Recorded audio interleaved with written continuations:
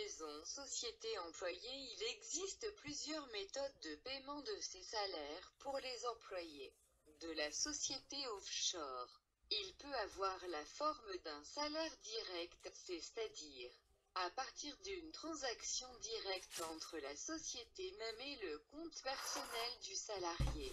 Il se peut aussi que les honoraires soient versés par une SARL ou SPRL par exemple. Dans ce cas, les employés sont représentés par une SARL ou SPRL par exemple. Ce dernier serait alors l'intermédiaire entre la société offshore et l'employé.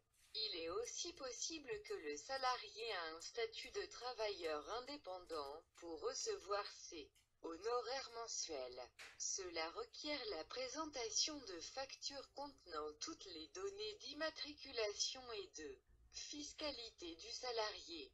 Si l'employé n'avait pas la possibilité de fournir ces documents, il est aussi possible de passer par une société de portage salarial. Il s'agit ici également d'une autre forme de correspondance entre l'employé et la société. La déclaration d'embauche est le statut avantageux pour les employés du côté de la société offshore. La loi exige l'enregistrement auprès des services sociaux de votre pays comme pour toute entreprise. Cet enregistrement doit se faire avec la procédure de création de la société même. Sans la preuve de déclaration, elle ne pourra donc pas embaucher ses employés.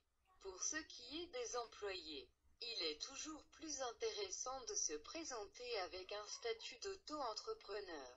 Cela avantage bien la société que le salarié, car les impôts sont à un coût très faible.